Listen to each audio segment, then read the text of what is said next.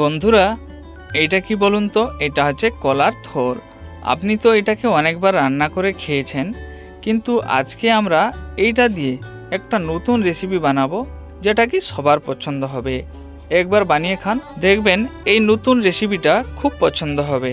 আজকে আমরা এই কলা থোর দিয়ে বানাতে চলেছি পকোড়া। এটা দিয়ে একবার পকোড়া বানিয়ে খেলে খুব পছন্দ হবে।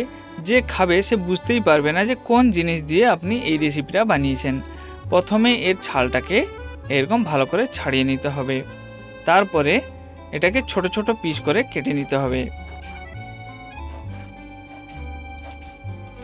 এইরকম গোল গোল করে কেটে নেবার পরে দেখবেন এর ভিতর দিয়ে একটা সুতোর মতন কিছু জিনিস বেরাবে। সেই জিনিসগুলোকে আপনাদেরকে এর থেকে বাদ দিয়ে দিতে হবে। এটাকে যদি বাদ না দেওয়া হয় তাহলে এটা শক্ত হয়ে যাবে, খেতেও ভালো লাগবে না। তাই এটাকে আমাদেরকে এরকম বাদ দিয়ে দিতে হবে। দেখুন এই রকম বেরাবে। এবারে এগুলোকে আরও ছোট ছোট পিস করে কেটে নিতে হবে। যত ছোট করে কাটতে পারলে তত ভালো হয়।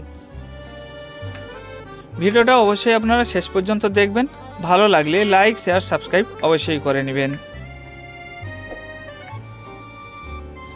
এবারে এইগুলাকে পরিষ্কার জলে আরেকবার ধুয়ে নিতে হবে।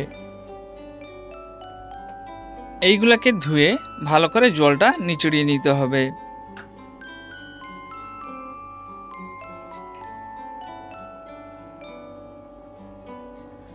এখন এতে একটুখানি লবণ আর একটুখানি হলুদ দিয়ে ভালো করে মাখিয়ে কিছুক্ষণ এটাকে ঢাকা দিয়ে রেখে দিতে হবে। কাছাকাছি এটাকে 10 মিনিট মতন ঢাকা দিয়ে রেখে দিলে এটা নরম হয়ে যাবে। ভালো করে এরকম চটকিয়ে নিতে হবে। চটকিয়ে তারপরে ঢাকা দিয়ে এটাকে রেখে দেব।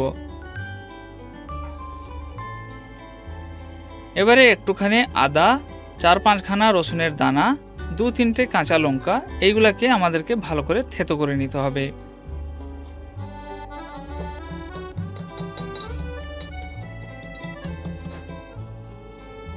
এইরকম থেতো করে নেওয়ার পরে আমরা একটা বড় সাইজের পেঁয়াজকে কেটে নেব। পেঁয়াজটা যত ছোট করে কাটতে পারলে তত ভালো হয়।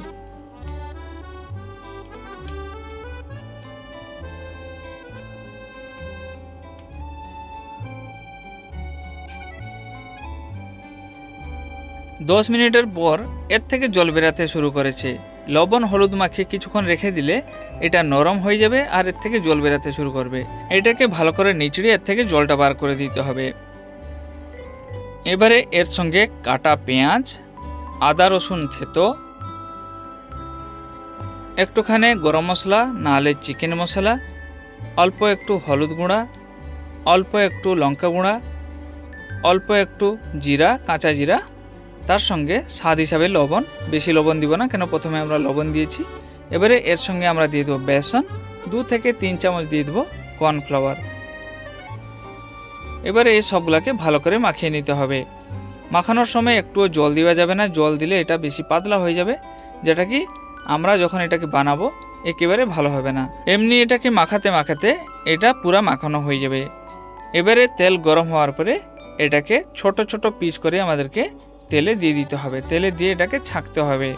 বড় থাকলে ভিতরেরটা কাঁচা রয়ে যাবে, কেন আমরা কলার থোর এতে দিয়েছি, অন্য কিছু না। সেটা একটু সিদ্ধ হতে সময় লাগে। এটাকে উল্টিয়ে নিতে হবে, মাঝে মাঝে উল্টিয়ে নিতে হবে, দিলে সব দিকে সমানভাবে হয়ে যাবে।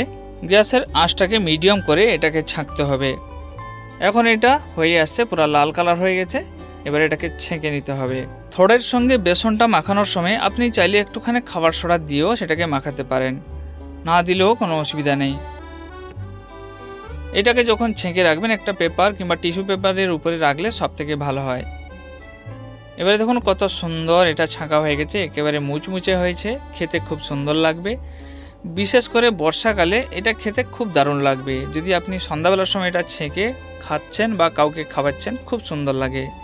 আশা করি বন্ধুরা আমাদের ভিডিওটা আপনাদের খুব পছন্দ হয়েছে। যদি পছন্দ হয়ে থাকে একটা লাইক করবেন, তার সাথে সাবস্ক্রাইব করে নোটিফিকেশন বেলটাকে অন করে দিবেন। ভালো থাকুন, সুস্থ থাকুন।